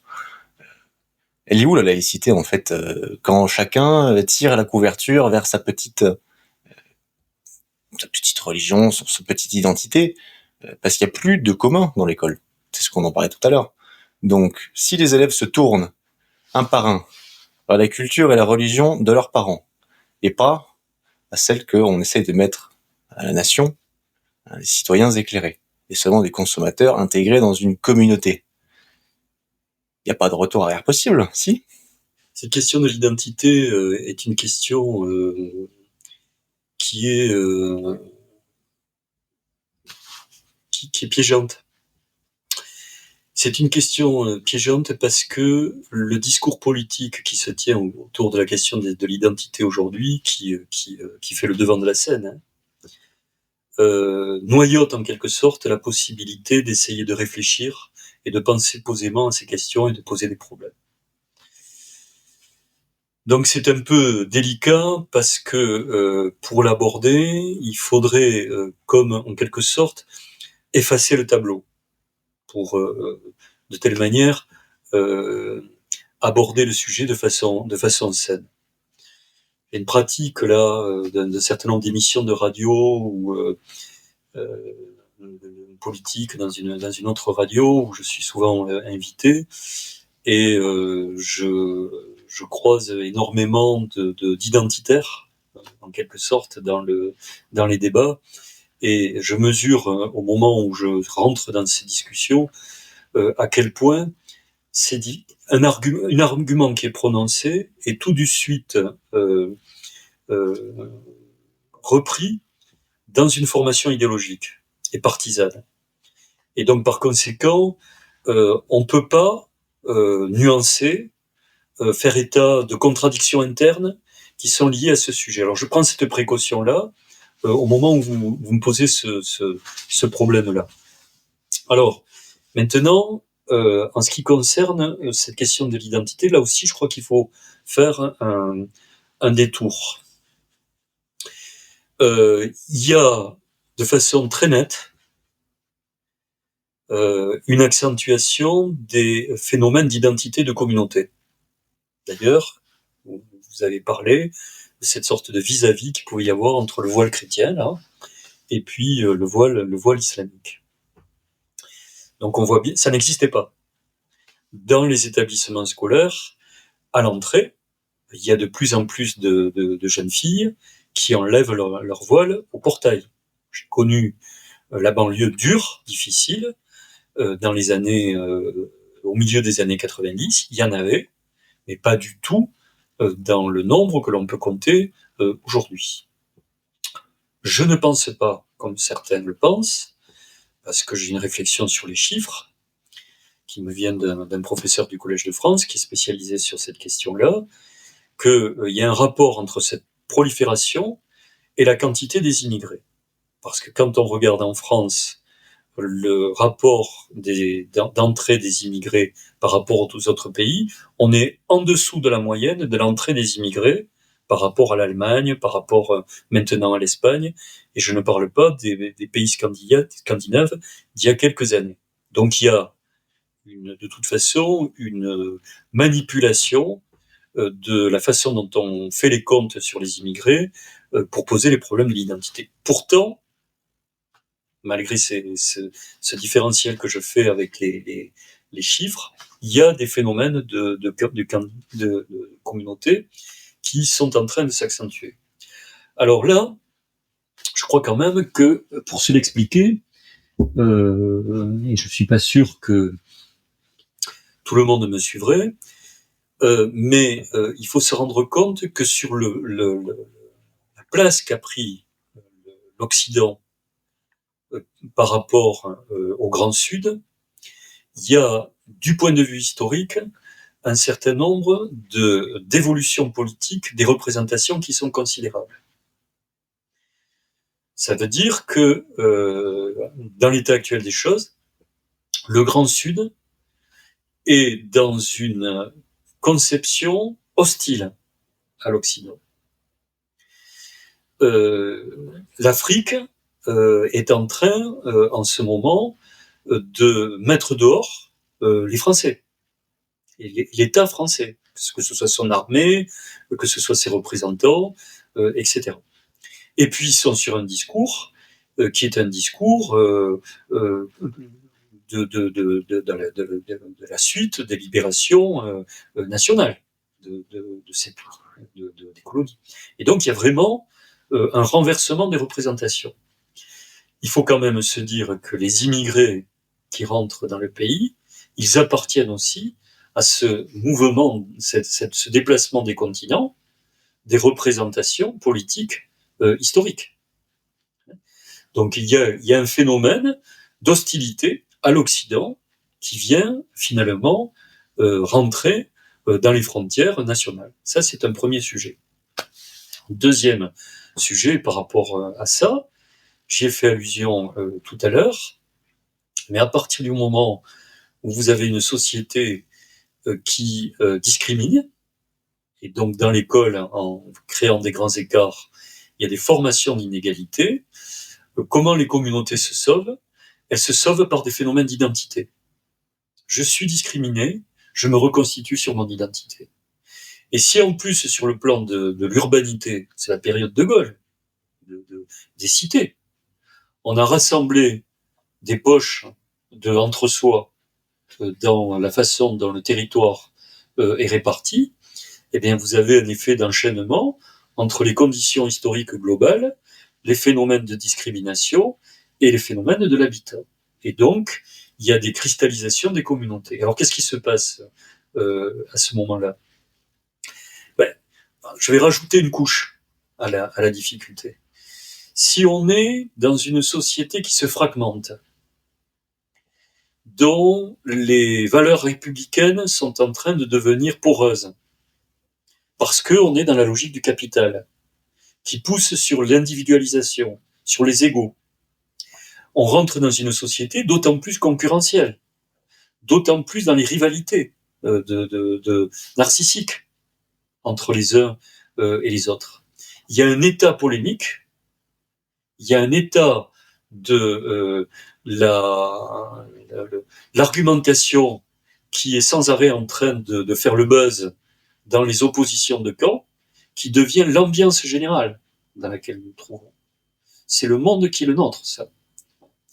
Et donc, vous avez là tout les germes de la formation des identités qui se reconstituent sur des pouvoirs, et des pouvoirs réactifs, que ce soit à l'extrême droite, que dans des phénomènes islamistes. Ça reste l'extrême droite. Qui est de toute façon une forme d'idéologie autoritaire en vis-à-vis. Bon. Donc c'est un phénomène qui s'explique par tout un contexte général, et donc la façon dont on tranche par coup de menton sur ces questions-là, ça me semble être des réponses très limitées, très pauvres par rapport à ces phénomènes d'ensemble. Alors, au niveau de l'école, si vous voulez, comme on se heurte à cette question des communautés, ça pose un autre problème, qui est un problème culturel. C'est-à-dire que l'école a pour finalité de promouvoir les sciences positives, la culture des Lumières, etc. Or, si il y a une culture qui devient dominante dans la communauté en arrivant dans l'école, il y a une collision, finalement, entre l'identité et puis la culture républicaine. Et donc, par rapport à ça, la réponse, ce serait en quelque sorte de développer une sorte de frontière, parce que la laïcité est devenue cela, entre la dimension du privé et la dimension du public.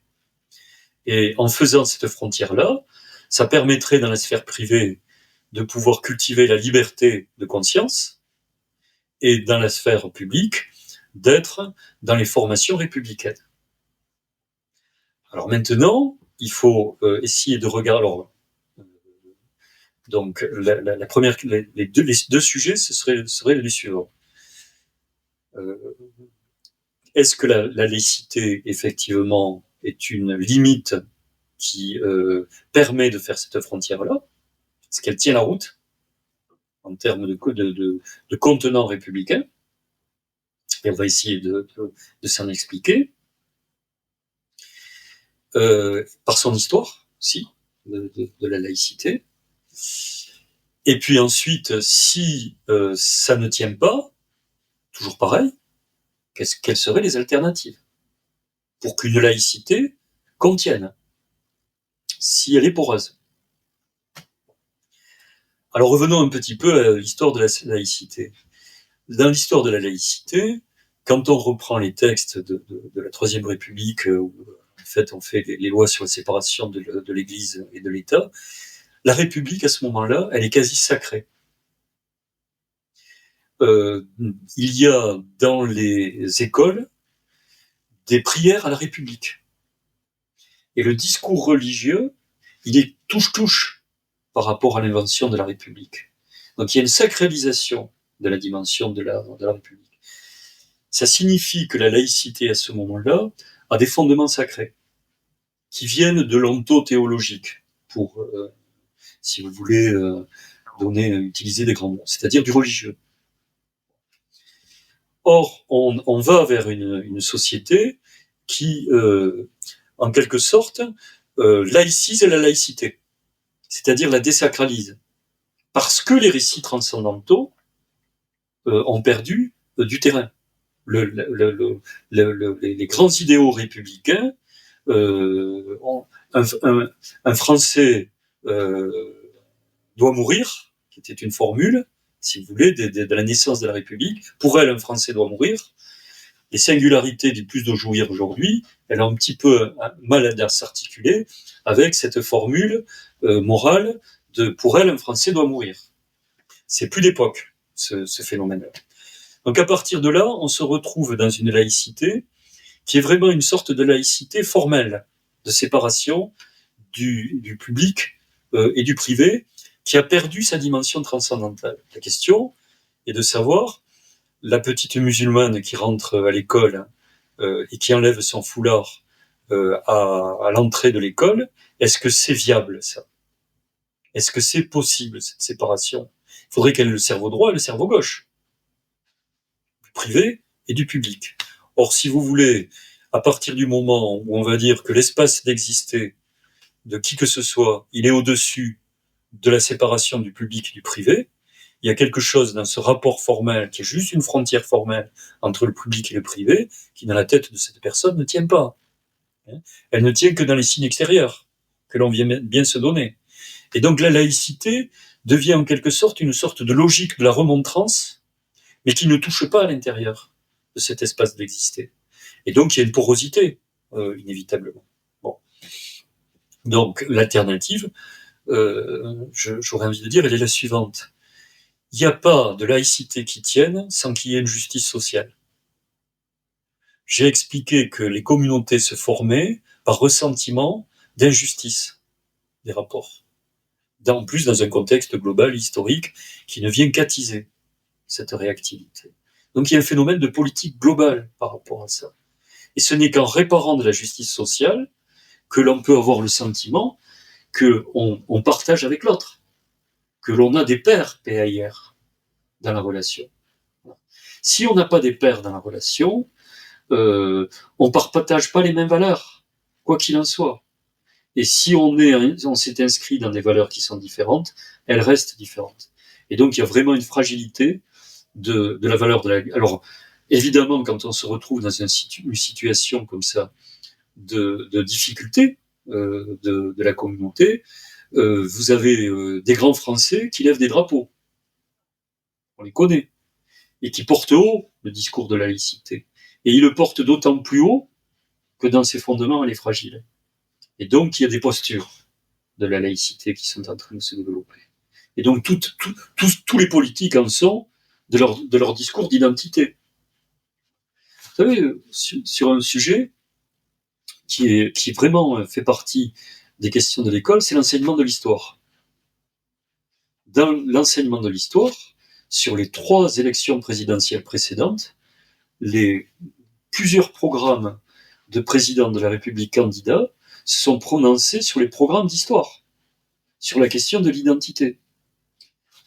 C'est un sujet en soi, hein, mais comment se fait-il que, si vous voulez, des discours politiques, des récits nationaux, qui doivent filtrer le bon grain de livret par rapport à l'histoire, demandent à l'école, ces récits nationaux, de passer dans les programmes d'histoire. L'histoire qui devrait être une science. Entre le récit national et une épistémologie de l'histoire, il y a un certain nombre de confrontations de signification qui font problème quand même dans la collision. Monsieur Zemmour, pensons à Monsieur Zemmour par exemple, sur son discours sur l'histoire, mais pas seulement. Fillon a joué cette partie, et d'autres. Donc ce sont quand même des questions sur l'identité et l'école qui sont considérables. Voilà. Alors en synthèse, moi je vous dirais la laïcité, oui, hein, mais la laïcité renforcée par de la justice. Notre dernière grande partie. Ah oui. Comme disait le grand Lénine, que faire? Que faire de l'école pour que enfin on ait de vrais citoyens éclairés et citoyennes évidemment. Ce que je voudrais dire avant de répondre au que faire, on a les solutions que l'on mérite. Le réformisme en France, je vous l'ai dit dans la première partie, il est du ressort des reproductions des formations de pouvoir, et donc il a la capacité de se poser les problèmes comme s'ils se posent de façon insuffisante. Et donc ça marche pas. Et donc, il y a quelque chose dans l'école qui ne va pas. On a les solutions qu'on mérite par rapport à la capacité que l'on a de poser les problèmes. C'est les conditions du problème qui font les solutions et les réponses. Ça permet un petit peu de situer la part des formations de pouvoir dans la façon dont elles posent les problèmes et la question de penser, la nécessité de penser les problèmes pour essayer de trouver des solutions. Ce sont des rapports de pensée, ça, qui sont différents. Et vous avez compris quelle était la voie qui était la mienne par rapport à ça. Alors, on va revenir dans la classe, hein, puisqu'on l'a évoqué lors de cette émission. 30 élèves, des enfants épanouis, du monde du plus à jouir, qui sont des singularités, des assortis. Maintenant, je peux employer des formules un peu alambiquées, parce que je me suis expliqué tout le long de l'émission. Les auditeurs ont le vocabulaire. Donc, si vous voulez, voilà le groupe classe. Donc, je prétends que si vous êtes devant 30 élèves comme ça, qui ne sont pas dans un véritable d'appel en hauteur vis-à-vis de la culture, qui sont dans une érosion du rapport à l'autorité liée à la mort du père, comme je l'ai expliqué, et donc là, vous avez quantité de relations qui se sont détruites. Et nous en sommes à un point où je considère que la dissymétrie qui s'était faite doit être quasiment réparée. On pourrait presque dire qu'il y a une pathologie de l'égocentrisme.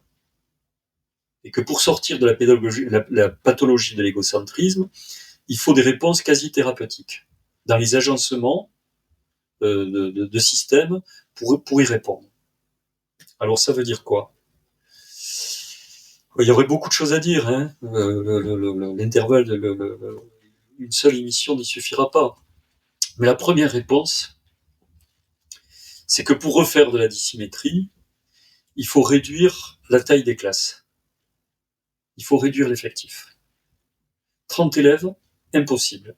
Je prétends qu'avec 30 élèves, vu l'état dans lequel ils sont, en moyenne, vous en perdez 10. Donc vous voyez, je suis gentil, hein, vous voyez un petit peu les effets de la différenciation des discours pédagogiques par rapport à cette situation. Le leurre, la duperie qu'il peut y avoir. Par conséquent, première mesure, absolument essentielle, et c'est la numéro 1, c'est la réduction des effectifs. Alors, on n'aura pas le temps lors de cette émission, mais si vous voulez, comme je considère que c'est la priorité des priorités, qu'il faut arriver à peu près à une moyenne de 15 élèves, et que je ne suis pas fou, parce que je sais l'état des budgets par rapport à ça, et que faire 15 élèves, c'est un budget impossible, dans le contexte qui est le nôtre, et que j'ai travaillé avec des agents comptables, donc je sais ce que c'est que les sous. Il se trouve que dans le livre, et par rapport à des réorganisations du système, j'ai trouvé les moyens, sur les bases comptables qui sont les nôtres, de créer des conditions où il n'y a que 15 élèves par classe. Mais pour faire ça, il faut enlever ailleurs, il faut déplacer des organisations du travail, donc c'est véritablement des déplacements qui sont importants. Mais il y a une faisabilité. Et de toute façon, plutôt que ce que l'on appelle les fondamentaux, les maths et le français, le fondamental, c'est les conditions de travail. Et par rapport à tout ce que j'ai présenté de ce qui est détruit, Le fondamental maintenant, c'est la réduction de l'effectif. Alors, essayons d'être descriptifs là pour le coup. Et donc je dis c'est faisable. Mais il faut l'expliquer, enfin c'est évidemment un montage qui comporte une certaine complexité. Et vous avez 15 élèves. Qu'est-ce qui est possible à ce moment-là? À ce moment-là, il faut accepter qu'on soit dans une pédagogie qui soit pas une pédagogie de l'excellence, qui soit pas une pédagogie de l'académisme. Il y a un intervalle à trouver, à habiter entre les langues quotidiennes, la singularité des désirs et la position du maître. Et ce n'est que dans la proximité, et dans un certain rapport de corps d'ailleurs, qu'on peut réincarner de la dissymétrie qui est perdue sur le gros effectif, et qui est perdue par la société. Donc autrement dit, si vous voulez, je vais employer une formule, un concept, c'est par la zone proximale, la zone de développement proximal, la ZNDP, que l'on peut recréer dans les classes de la dissymétrie qui est perdue dans les rapports que j'ai expliqués tout au long de cette émission. C'est pas moi qui ai inventé ce concept pédagogique, de la zone développement proximal. C'est un pédagogue qui s'appelle Vygotsky, qui est dans l'époque soviétique, bien stalinienne, là, des années 30, qui est un psychologue pédagogue, et qui invente la zone proximale développement. Et alors, lui, je vais vous expliquer un petit peu une différence par rapport à lui. Lui, il explique cet intervalle entre les classes sociales qu'il faut respecter dans leur langue quotidienne par rapport à une langue qui serait une langue formée, plus académique. Et il faut trouver l'intervalle entre les classes sociales et cet académisme-là. Et ça serait une progression des classes sociales par rapport aux autres. Voilà. Philosophie marxiste, bien qu'il ait été déboulonné par le pouvoir stalinien à l'époque. Et il en a été tellement malheureux qu'il s'est laissé mourir, ce pauvre homme. Mais ce que moi je suis en train de proposer avec la zone proximale développement, elle est davantage articulée avec les questions du capitalisme d'aujourd'hui. C'est-à-dire qu'il faut trouver la zone proximale de développement qui soit articulée avec l'explication non pas des classes sociales, mais des formes de subjectivité que j'ai expliquées tout à l'heure sur le plus de jouir, qui font de la ségrégation, bien entendu, qui produisent des effets de ségrégation. Mais alors, je pourrais vous donner des images pour illustrer. On va terminer par 2 images, la fin de l'émission. Première image, c'est Annie Ernaux. Annie Ernaux, prix Nobel de littérature. Ça vous a pas échappé. Bourdieusienne. C'est très, très important pour elle. C'est-à-dire la critique de l'académisme, justement. De la culture des beaux esprits. Elle fait un discours à Stockholm quand elle reçoit son prix Nobel. Et elle dit la chose suivante, qui est une citation de Rimbaud, que je vais probablement un peu écorcher, mais tout le monde va comprendre, qu'il ne faut pas, en tant qu'écrivain, trahir sa propre race. Ça, c'est magnifique. Ça, c'est magnifique. Parce que ça veut dire que cette dame, qui était évidemment dans un milieu formidablement modeste, avec des parents qui étaient à la tâche dans un café, fait de la littérature au plus haut niveau, mais dans un respect de ses origines, de sa langue d'origine. Et donc je prétends que la pédagogie aujourd'hui, les inspections générales, doit apprendre la littérature d'un Annie Ernaux. C'est-à-dire non pas tirer les langues vers l'excellence de l'académisme, mais dans la dimension de l'intervalle entre un enrichissement de la langue dans le respect des langues quotidiennes. C'est-à-dire très exactement ce que fait Annie Ernaux dans la littérature. Voilà. Ça implique pour que le pédagogue à ce moment-là, c'est une grande révolution là pour le coup. Vous parliez de Lénine, tous les enseignants, passant par des classes préparatoires, par l'université sont poussés à l'excellence. Et donc, ils sont investis de l'académisme de leur discipline. Ça aussi, ça fait une identité, l'académisme, chez tous ces individus-là. Pouvoir des acteurs, croix de transmission, la servitude volontaire au service de la reproduction à travers ces identités. Vous voyez comme c'est des boucles, des plis et des replis qui font les agencements de pouvoir. Donc Annie Ernaux, respect des langues quotidiennes et de l'intervalle. Je vous avais dit que je présenterai deux figures. Pour expliquer la réparation de la dissymétrie, je vais faire allusion à l'escrime, au maître d'armes et son élève. Là, il y a un rapport de deux corps, c'est-à-dire qu'on est dans un rapport de proximité. L'élève, il tient son fleuret et il est gauche, au sens où il est maladroit avec son fleuret dans sa langue. Donc il doit déjà apprendre à se mettre en garde devant le maître. Et le maître lui apprend les bonnes feintes qui vont permettre d'être touché. Et vous avez là une sorte de rapport de corps dans les rapports de force, dans la proximité des puissances, qui fait qu'il y a quelque chose, l'autorité a besoin de force. Mais on est dans des rapports de proximité de force qui fait que on apprend les gestes et les postures qui permettent de développer sa puissance de vie. Donc c'est comme ça, par cette proximité, le respect des langues quotidiennes, habiter l'intervalle, les rapports de corps dans la proximité, qu'on répare la dissymétrie perdue dans la logique du capital. Et ça sera mon dernier. Merci Patrick Coste, auteur de l'éducation face à l'impossible aux éditions Delga. Si vous voulez creuser ce sujet, je vous invite grandement à l'acheter en librairie et pas sur Internet. Et nous, on se retrouve pour de prochaines émissions très prochainement. Peut-être avec vous, si vous voulez revenir. J'y prends goût, hein. Donc peut-être qu'on se retrouvera. Bon, et puis il faut que quand même il y ait un certain nombre de personnes qui regardent et qui s'intéressent, parce que c'est le public de toute façon, l'adresse, hein. Et ça ne vaut que par l'adresse, hein, ce genre d'émission. Merci de toute façon de votre patience et d'avoir accepté d'écouter, je sais, quelque chose qui par moment est difficile, mais vous savez, Platon, il disait, hein, ce qui est beau est difficile. J'avais même un maître qui disait, un maître en philosophie, il nous manque des livres illisibles. C'est une façon de dire qu'il faut sortir du sens commun et des idées convenues.